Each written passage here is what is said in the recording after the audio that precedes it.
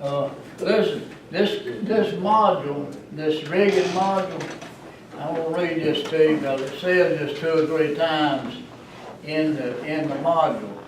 And it may seem like, well, unnecessary, but, well, let's see, let me read this. It says, this module is elective. It is not required for successful completion of the core curriculum. But it says, note that this module may have been used in other NCCER curricula and may apply to other level completions. So once you have this in your, once you complete it, if you go into another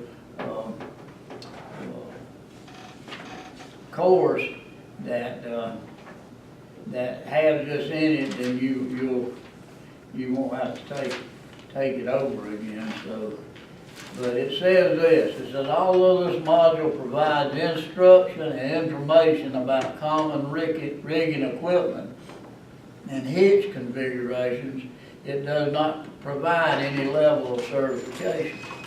Any questions about rigging procedures or equipment should be directed to an instructor or supervisor. Always refer to the manufacturer's instructions for any type of rigging equipment. So I'm going to go over just a few things with you as a matter of safety. And I'll just ask this question. Have you rigged something, or do you regularly rig something for lifting, like hanging a transformer in a bracket or something? Do y'all do your own rigging on it? Well, I've never. our foreman does, usually, I mean. Okay. So y'all don't have to take responsibility for, like, say, how about setting a switch gear or something? Does somebody? I have no idea. You haven't done that yet? We usually hire people to do that. Yeah, I would say so. We sub that out. You always have For a competent. big switch Yeah, gears, switch yeah, gears, but generators. panels and stuff, no. Okay. Well, let me go over They had a bunch of some big switch gears over there. Them see of all these that things that you may find on the test. So, But you know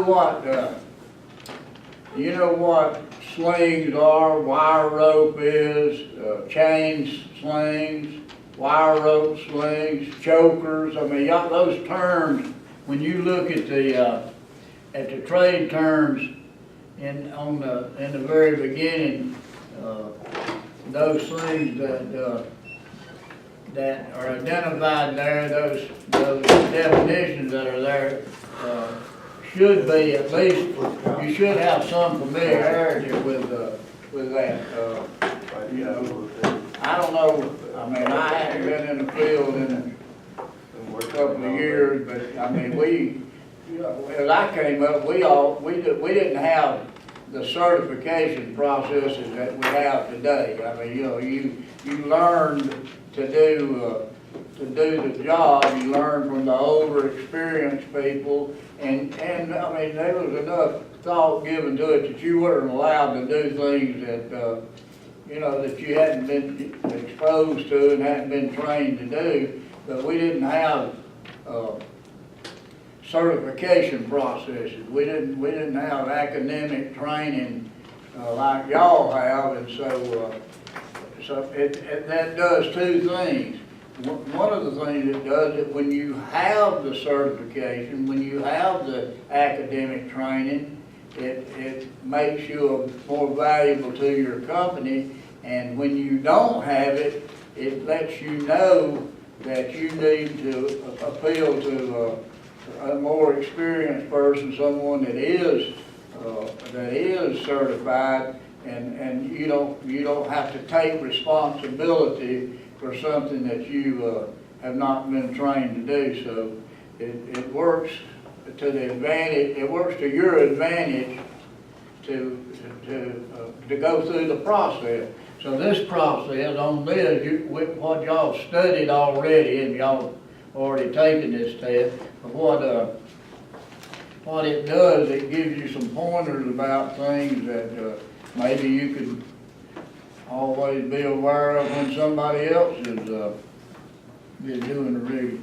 One of the things I have seen in recent days is as I studied this and prepared to teach it, one of the things that I found was that a lot of the information that's here is certainly not followed on the job site. I bet every one of you have seen wire chokers that had frayed ends and wires coming up, broken strands in them, and they're still using them right on. Or you've seen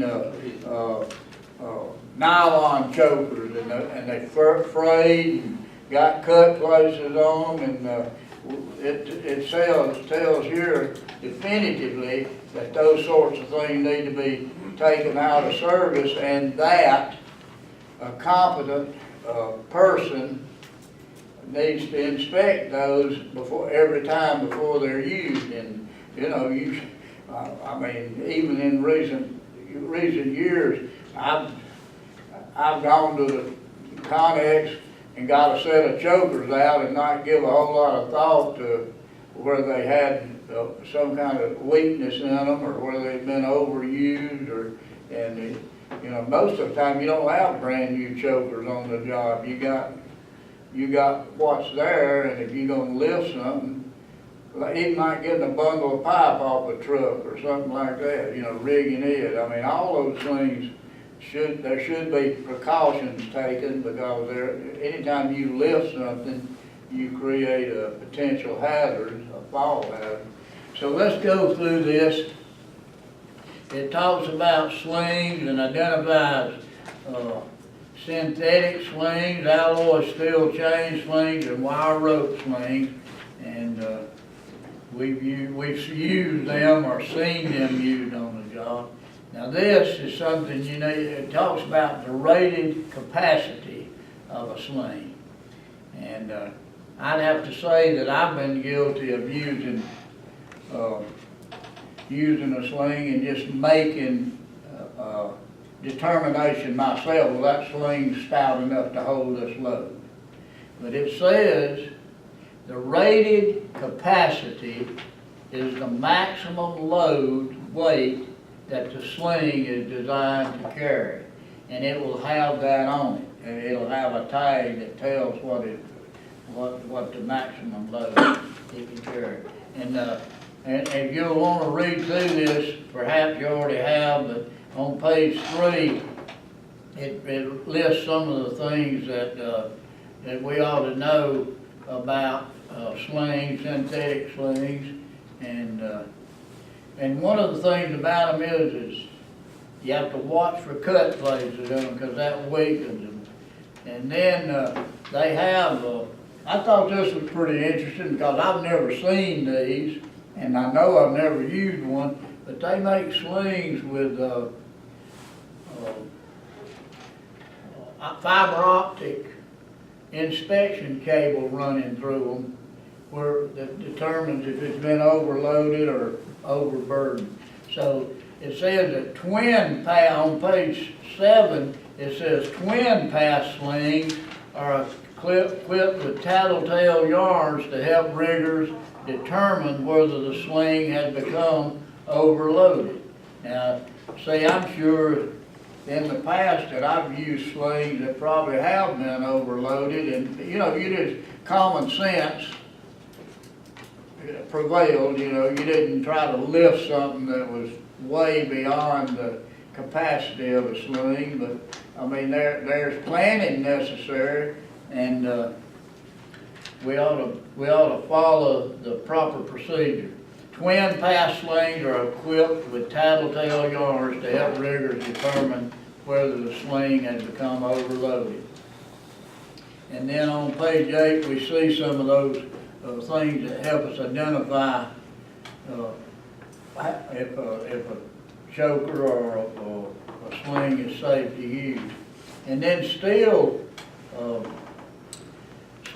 chain, alloy steel chain slings, and usually my experience was either with wire rope or synthetic. I don't remember using a chain, even in my career, using a chain much to lift.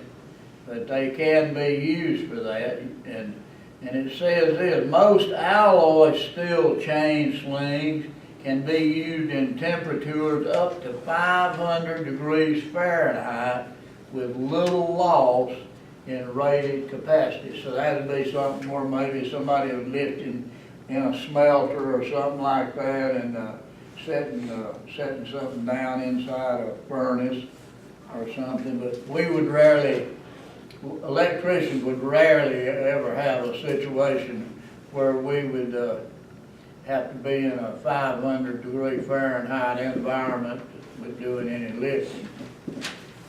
But they're capable of that. And then it's the wire rope slings. We see them, that's the one that we commonly use. And it says about synthetic slings, and about all slings, but particularly about synthetic things, it says a competent person must inspect synthetic slings before they are used every time. Every time. And then on page 12, figure 22, that shows a lot of the different damages that can happen to a sling. Then we was talking about wire rope slings, cable sling we might call them. It says, like other slings, wire rope slings must be inspected before each use by a competent person. You always inspect the sling. And when you're on the job, I mean, it's a prudent thing to do to always inspect any tool that you're going to use. Now, if you hadn't done much rigging or if you have done no rigging, a shackle may be something that you are not familiar with, but it says shackles used for overhead lifting should be made from forged steel, not cast steel. Now, I had the experience, and it was a valuable opportunity for me. Michelin has a plant in Anderson, and they make tires. Has anybody ever been in that plant? They make tires over there that are 14 and 15 feet tall. You come And out they black call- every day. Huh? Come out black every day. Those tires cost $250,000 a piece. And they had some, we was over there, and they had some, and somebody from the Midwest comes in there, and they take chainsaws, and those tires that don't make the cut, they take chainsaws, and they cut them half in two around, and they take them out there and make cattle feeders out of it. $250,000 tire to make cattle. And they don't let them go on the market as seconds or anything because they want to keep them. But anyway, we had to rig.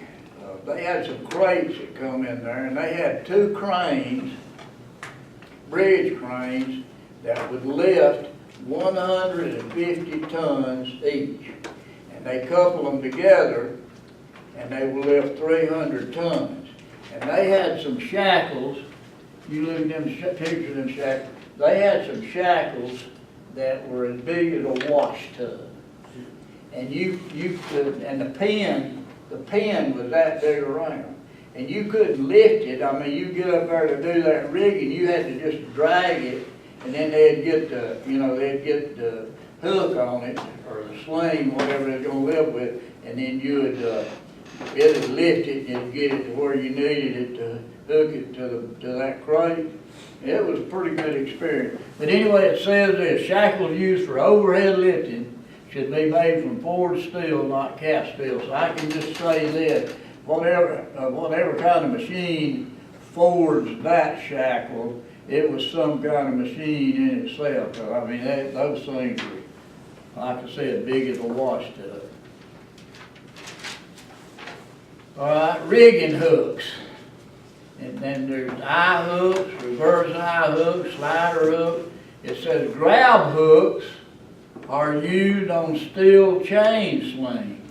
Grab hooks are used on, then So, different hooks for different use. It says hooks used for rigging must be made of drop forged or hammer forged steel. So you want the highest quality parts and tools when you start rigging. And then we studied this, we read this in probably in core and then looking at, in electrical looking at too. It says all chain hoists use a gear system to lift heavy loads. All chain hoists use a gear system to lift heavy loads. And then, and also, if you remember this from tools, never use a come along for vertical lift, overhead lifting. Use a come along only to move loads horizontally over the ground. Then it shows some various types of hitches, and one of the admonition, one of the things it points out says when an item is more than 12 feet long, is being rigged, the general rule is to use 2 choker hitches spaced far enough apart to provide the stability needed to transport the load. So if you got something over 12 feet, you want to put 2 chokers on it. And on page 26 and 27 and 28, it shows some of those hitches in use. It says, and then the one thing that you have for performance work is to give the emergency stop signal. Marcus, can you show them the emergency stop signal? Oh, we did this. You don't remember? When we did this, Yeah. Let me see y'all do that, so good. That's Alright. emergency stop. In the event of an emergency, I thought it was- you'll see the picture of it on page 29, emergency stop. In the event of an emergency, this signal can be given by anyone on the ground who is in the sight of the crane operator. So you could stop a crane just like anybody, just as well as the foreman or the project manager on the job. If you saw something that was in danger, you give him that signal as showing there. I mean, I've always given the old, cut off, but it tells us that's not the proper signal here. So, remember Yeah, it that. says extended retract arm. Yeah, that's, Yeah. Is that it? yeah, that's it. Okay, all right. Keewan's done rigging before, so he's done that, so. All right. If y'all are ready, y'all can go ahead and take your test. I think I took it. I'm taking mine.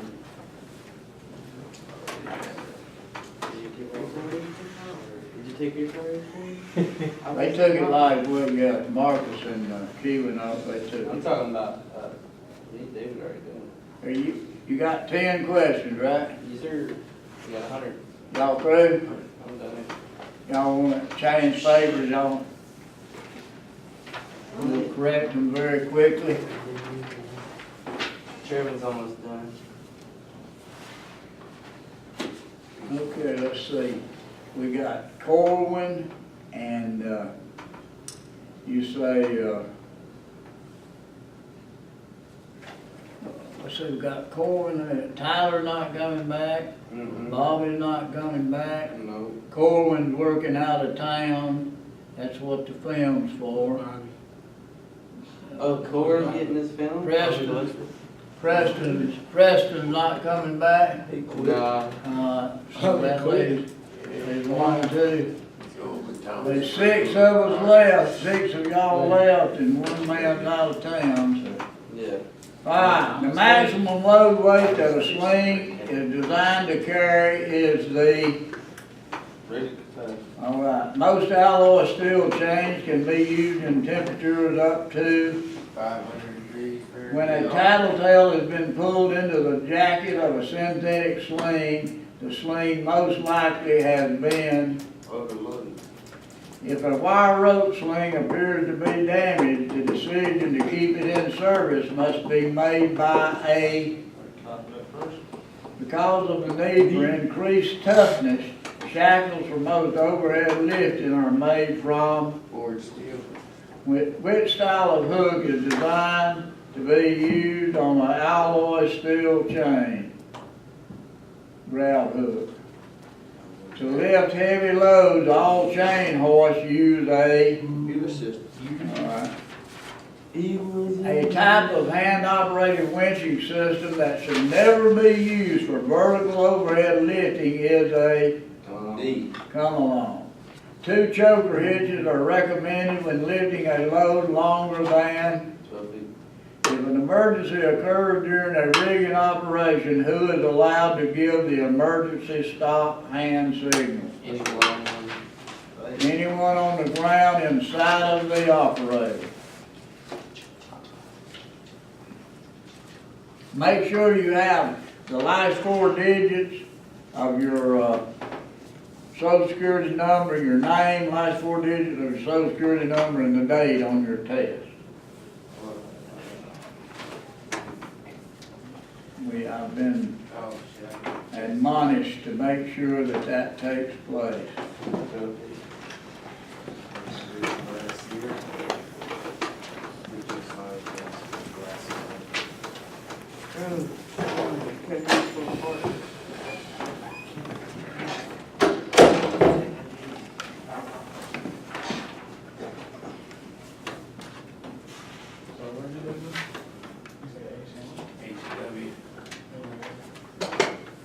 Okay. Got 3 more to go, and so 3 more weeks y'all will be through, and we can start this process of getting you certification. You know Charlie over there at White Oak? We're gonna start on the Big guy. being conduit man in just a minute. Oh yeah, they bring pictures around. Happy boy, I got my You kids. go on, man. Let's get your test. Oh, shit. Yeah, we got pictures of the bins that we had here. I don't know about the leather part. I think you wrote it, we just didn't get it.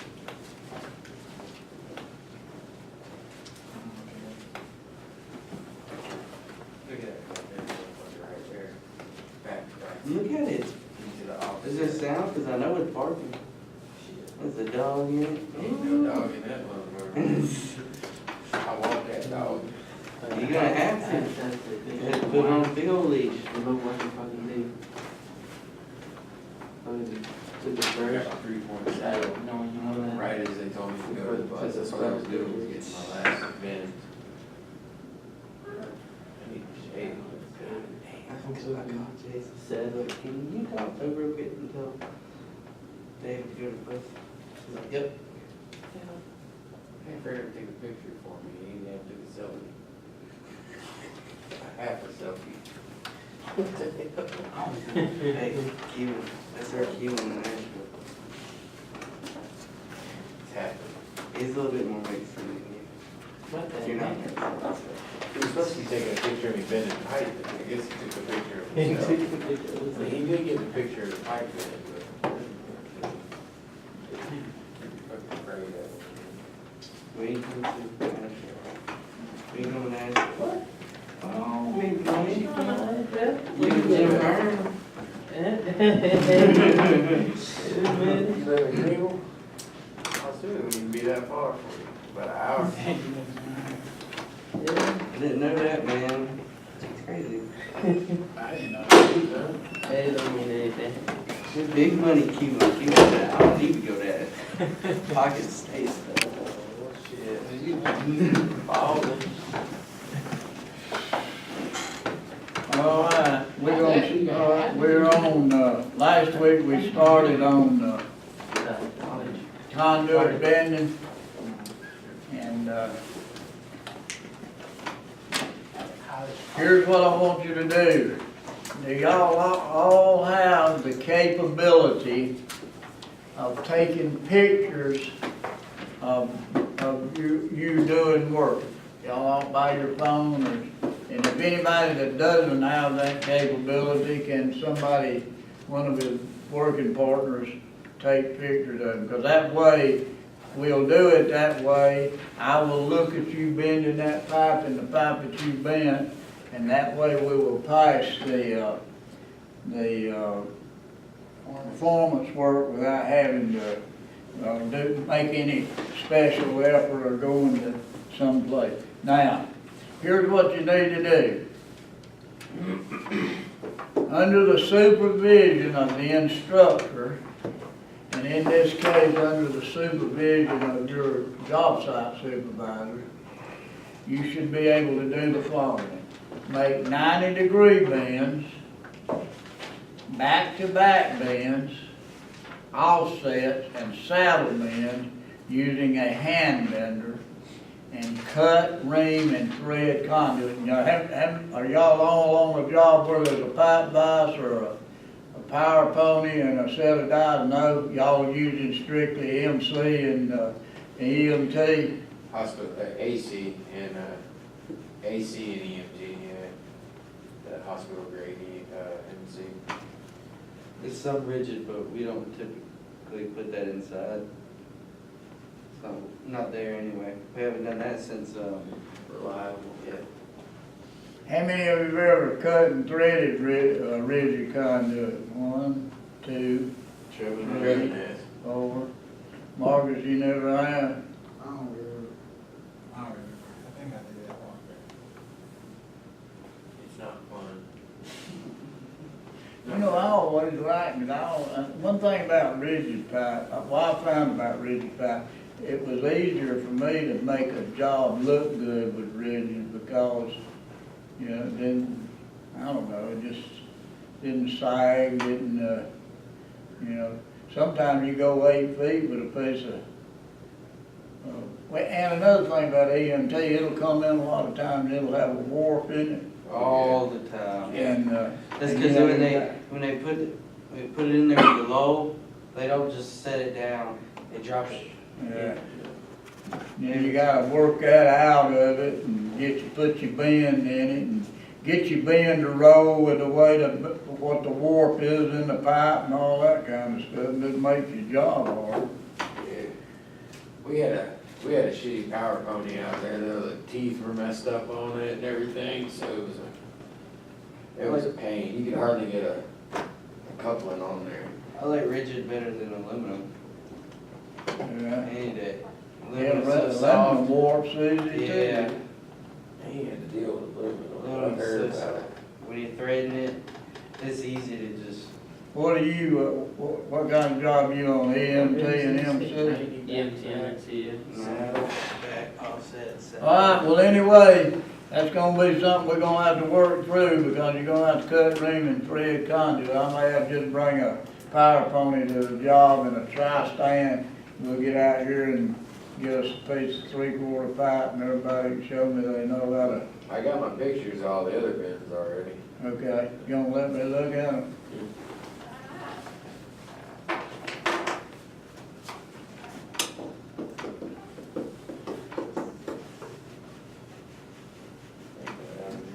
Offset, back to back.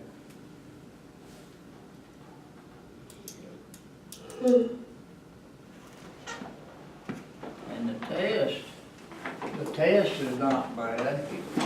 On the, it's not a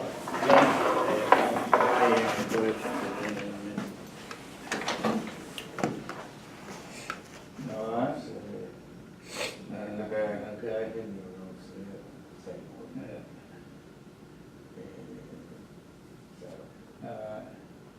We haven't done a 4-point on the job yet. Well, down mine too. Let's see. Start from right there. That's how it started. And that's with 90. And then after I was done with that 90, took another, the same piece, did it back to back with the same piece, and then I started doing an offset. Getting her hot dog. Right there. still, like you said, hasn't started. So we'll see. Good deal. All right, well, thank you.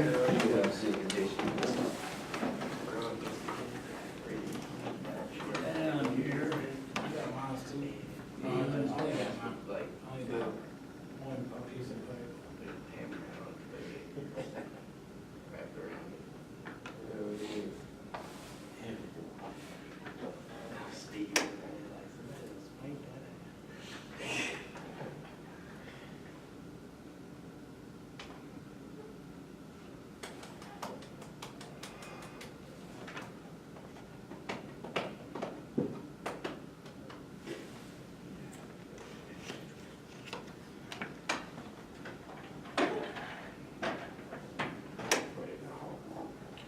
Yeah, I might have fallen asleep.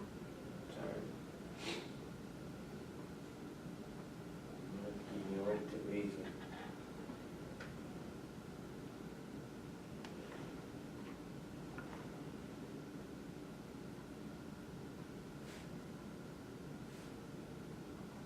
Like, man, I like my little pork band now. Not very bad, well, for a little fun, well.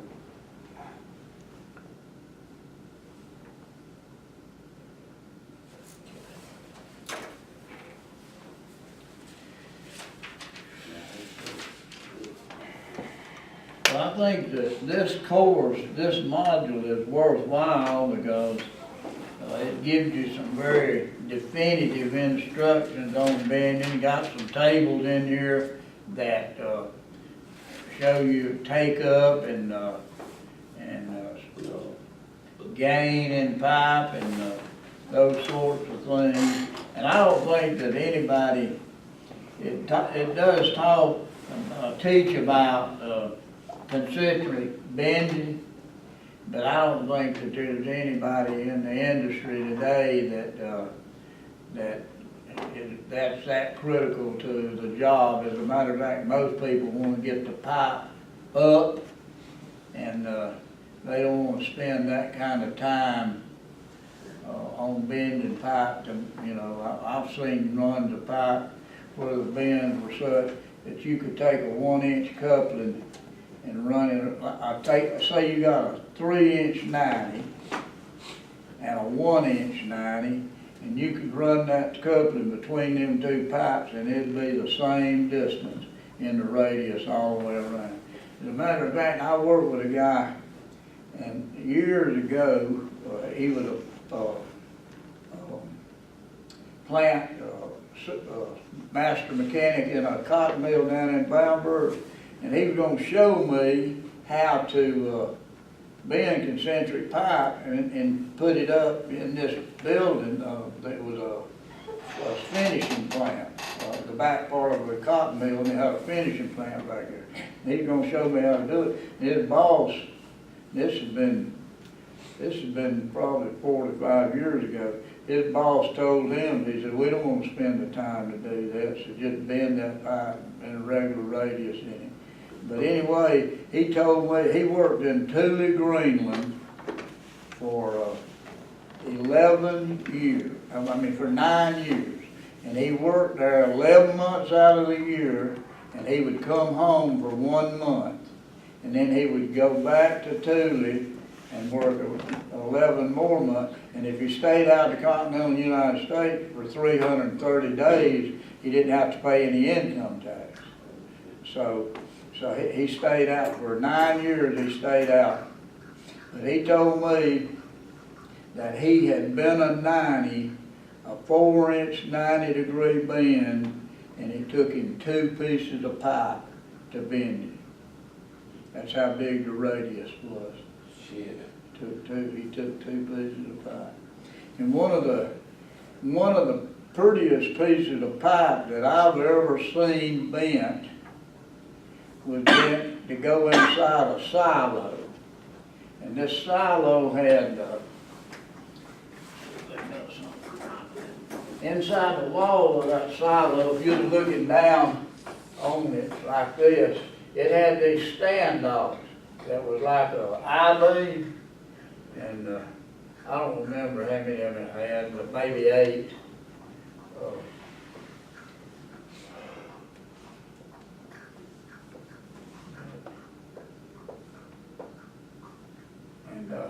was supervising this job, and I had a boy, a man working with me.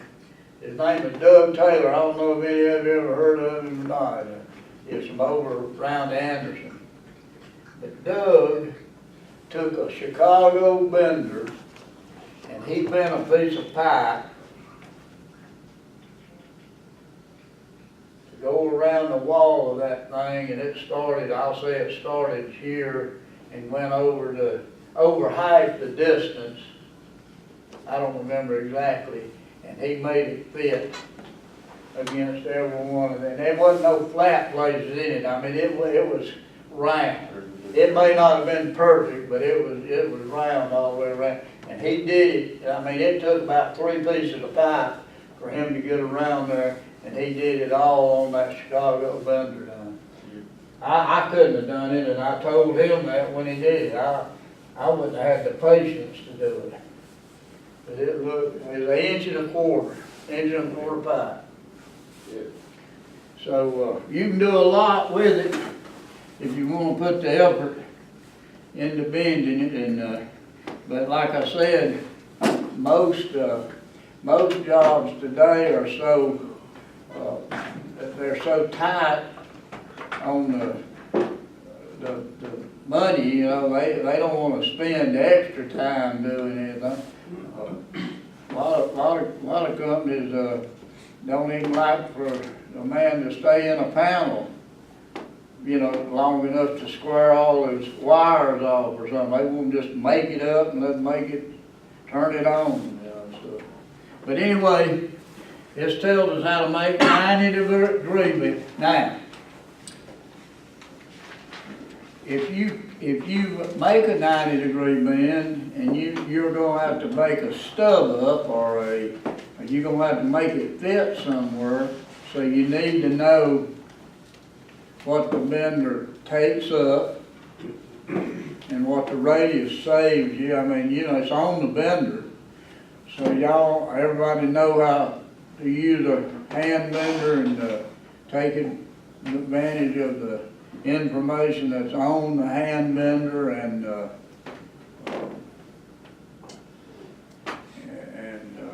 be able to utilize it. Let me say this. If I were you and I was going to be running pipe and it was going to be exposed pipe, I'd get me a pad, and in my tool bucket or my toolbox or something, I would take all these, if you look on page 4, there's table 1, typical bender take-up distances. On page 5, a typical gain table.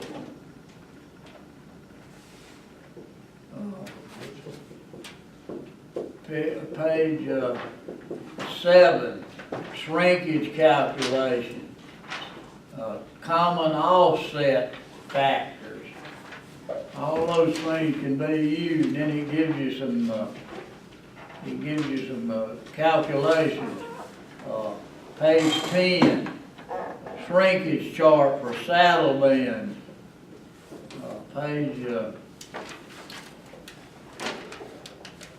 And then it shows bending those, how to bend those things.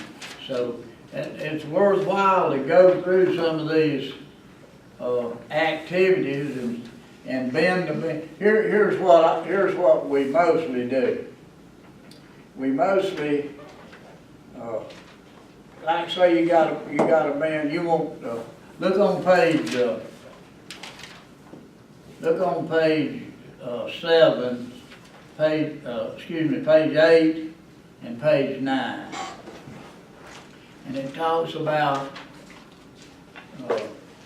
matching parallel offset pipe, matching the ends on them, and you have to move them a little bit. Now here's what I do. If I want my couplings to line up, I go in and bend my bends and see on page 8 that how the ends all end up in a different place. Well, I just saw it off square and put me, you know, I'll waste 2 or 3 inches of pipe instead of going to calculation and, you know, figuring it, I just go ahead and bend my offsets, and then I cut my pipe ends even and keep my couplings in line. Anybody ever done that? Yeah, most of the time we do.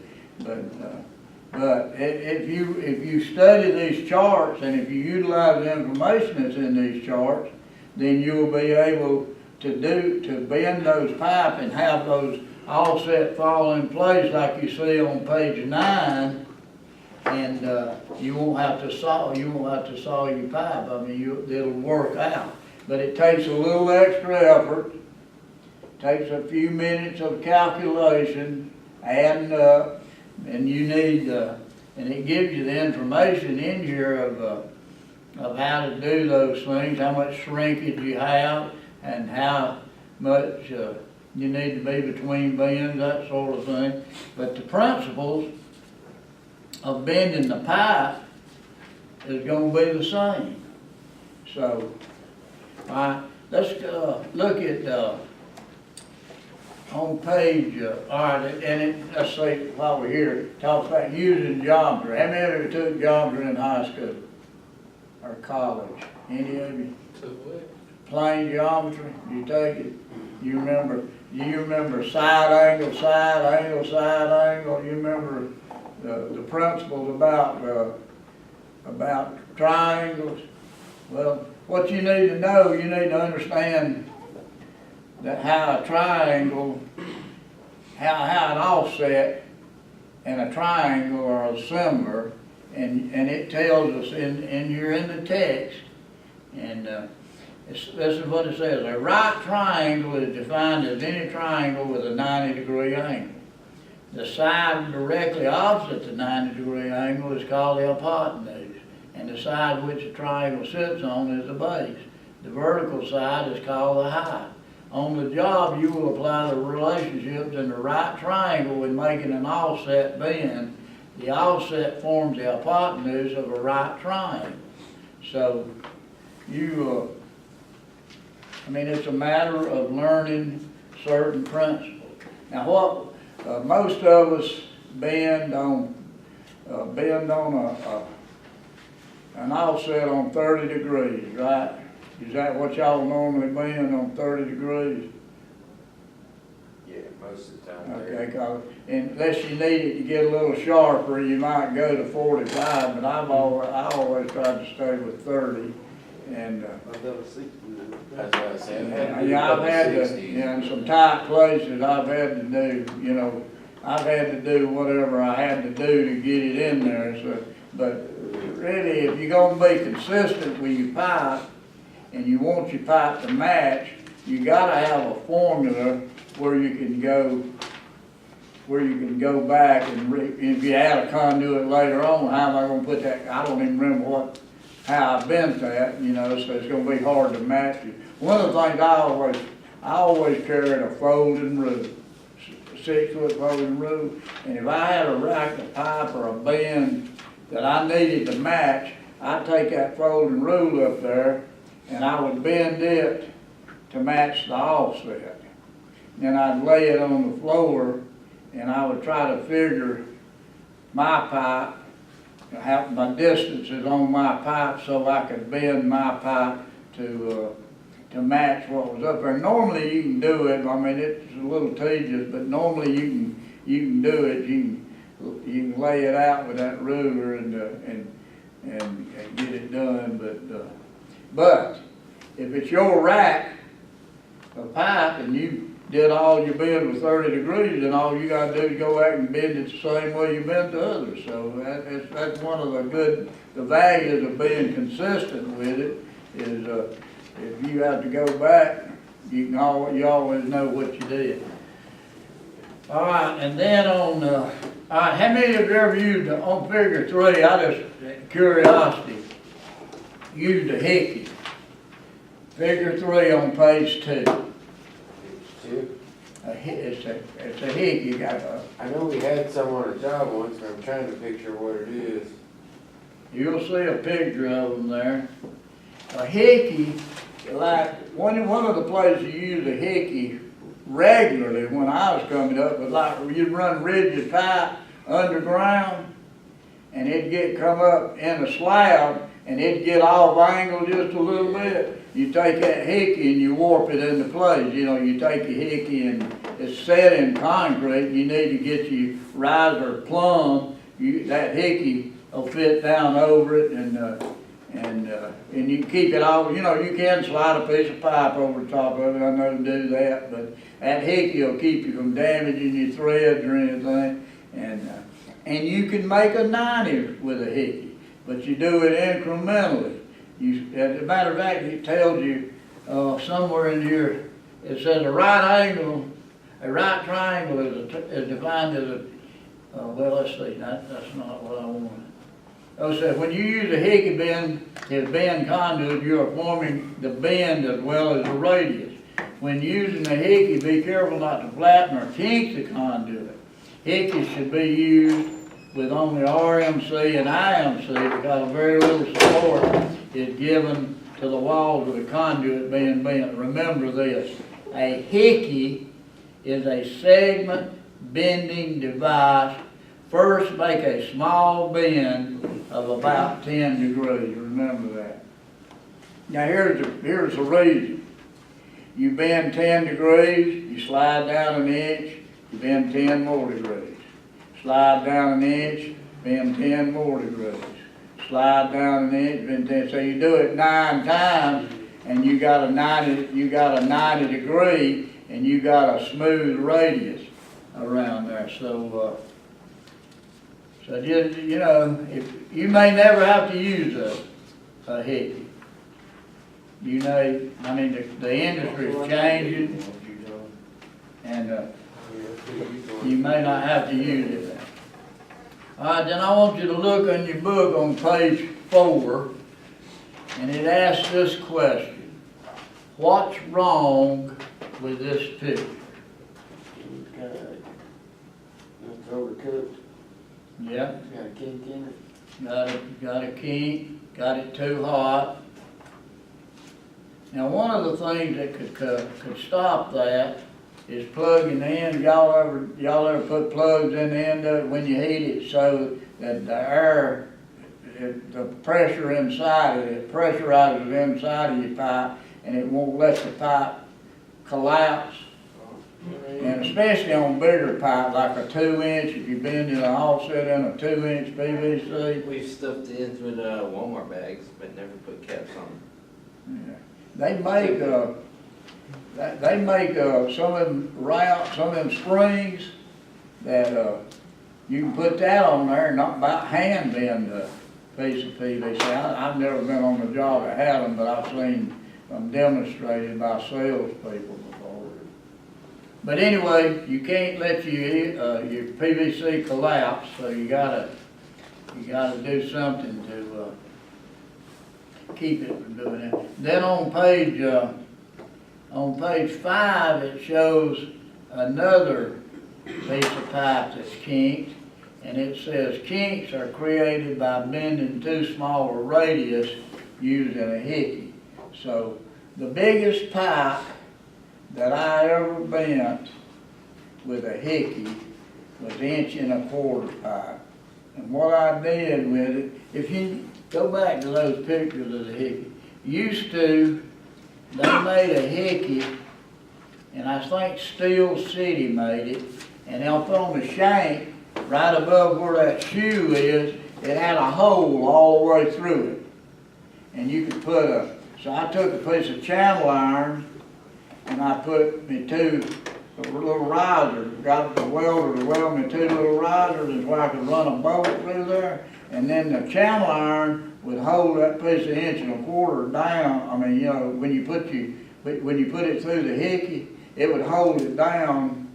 That bolt going through there would hold it down, so that way you could put all your weight on it. You could get up there and really jack that handle. And I had to bend a 90, and you just kept working it 1.25". You just kept working it with a little. About 8 or 10 degrees at a time, but it'd have been a whole lot quicker to you're on a job where you got to do what you got to do to get done, and it'd have been a whole lot easier to buy a factory 90, a whole lot easier to buy a factory 90, but whatever, I don't remember the circumstances, it wasn't, might have been a Sunday shutdown or something like that. But you can, a vendor's helpful to you.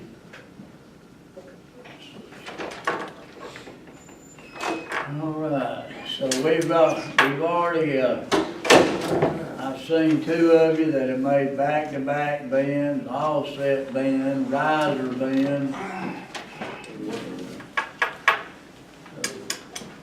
Everybody needs to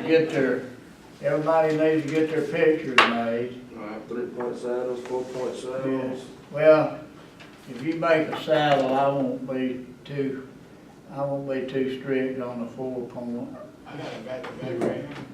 You do? What, you got all your pictures, or just back to back? Just a back-to-back. Can we just take down the pipe that we've already bent? Did David bend this for you? Take it out and see it. I'm just kidding. All right, yeah. Let me get on a ladder beside all mine. I did this.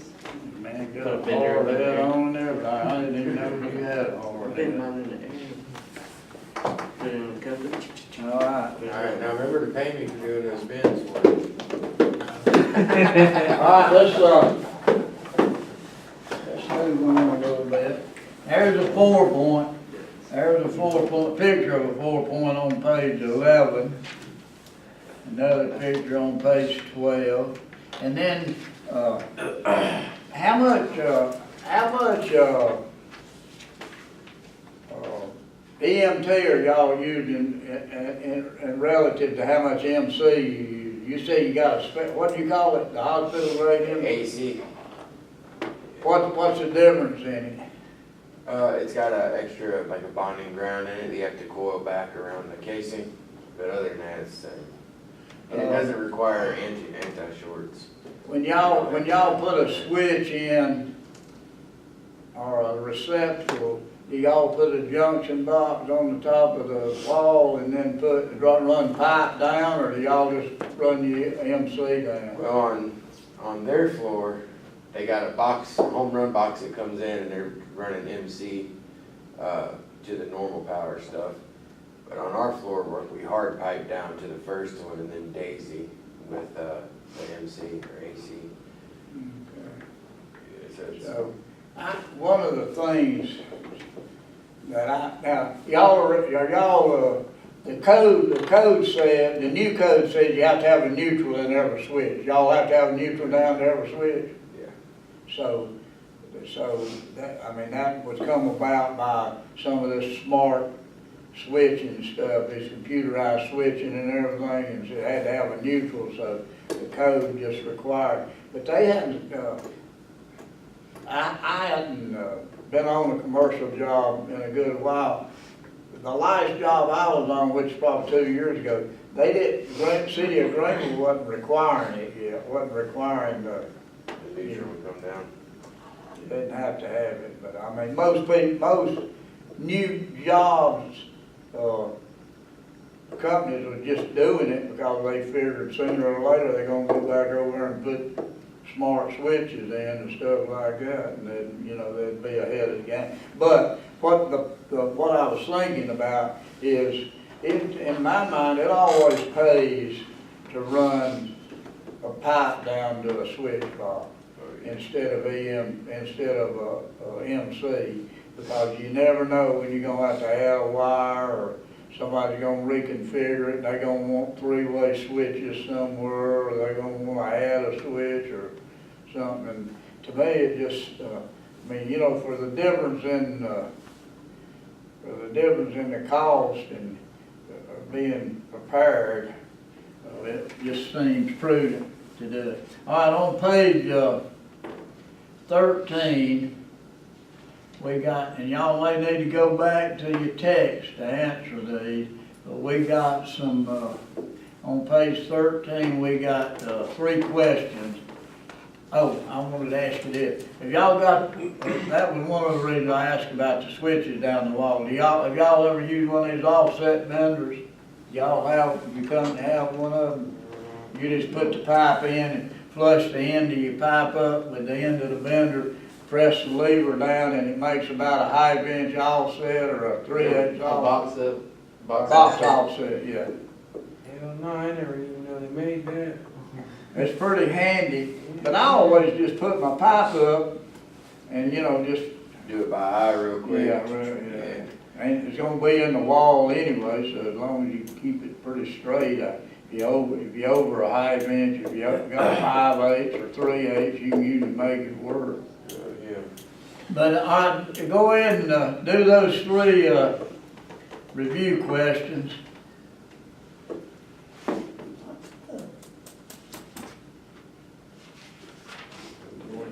And I noticed right there, above that, it says the Benfield conduit bending manual, second edition, and Tom Henry's conduit bending package, includes DVD, book, and bending chart. That might be something, if you wanna get into it, that might be something worthwhile looking into, or get the company to buy one for you. I guess most of us figure we bend pipe well enough to, the way we do it, to get by. Most of us. That's right. Yeah, most of us.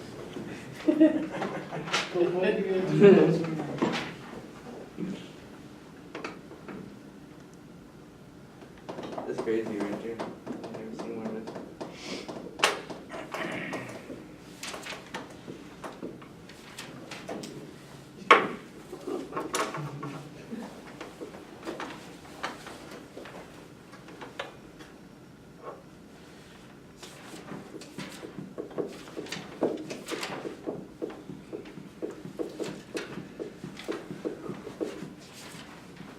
So they're gonna shut the green off instead?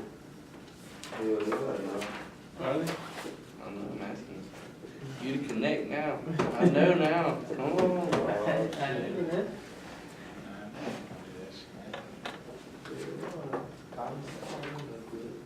Mm-hmm. No, Thomas, Roger, and Well, Kristen. yeah, but they're not gonna shut that. I thought they already extended that. Extended it. Yeah. Yeah, we gonna be asking. We're gonna go and somewhere else. I think it's up in North Carolina also. Jim is over Charlotte. Charlotte. No, Charlotte's over there. They're not. See, they just joined the Greenville and the Asheville office. Oh, There's no longer Greenville Hazel Lunsford and Asheville Hazel Lunsford. It's just Star. Hazel Lunsford. They didn't do it with Hazel Lunsford. Not yet. Yeah. You'll hear more about it Thursday, cause y'all got that. They're gonna be at the office at 3:30 Thursday. For what? The same meeting we had Monday. Oh, the jobs, the safety fair. Yeah, well, everybody comes in. Yeah. Yeah, I wish we can come. Big man's gonna be there. Yeah, I wanna go to that one too. Yeah, they have business. Good need, yeah. Bob. Yeah, the owner of the company. Yeah. Still get paid up for He's gonna be there. All kind of people who like the rich and live in San Francisco. And don't know a damn thing about anything Yeah. we're doing, Yeah. other than, is that straight? Other than they own. They're gonna let you know, we're all a family. We're a star family. If you're late tomorrow, you're fucking fired. All got in the suits and shit, acting all neat. Oh, yeah. That's how it is up there. What time is We're all that? family. We did get some good ass business stuff. Y'all gonna have the leftovers. Probably. Yeah, I think I'm throwing them in a cooler. They're probably gonna be from last night. Throw it in the cooler, they were handing them out to everybody. They were handing out jugs of sweet tea, everything. We still got to have to get on in our cooler, in our game ball. They probably nasty. Yeah, we can drink it. We got water. Well, the first thing everybody's drinking in. We don't have water. Tug was raising hell, Tug. Yeah. Sausage and cheese. Yeah, that's what I was thinking. We're talking about an hour. An hour. Hey, I mean, hey, we get paid for that. They ran out of choices real quick. Yeah, I ain't gonna get no So, you don't hear about it. Jim is over at Asheville and Greenville now. He's on off again. So, I don't know how many of y'all are down here now. You? It's like having a big sword, right? More than 2, less than 300. Her allergy buds.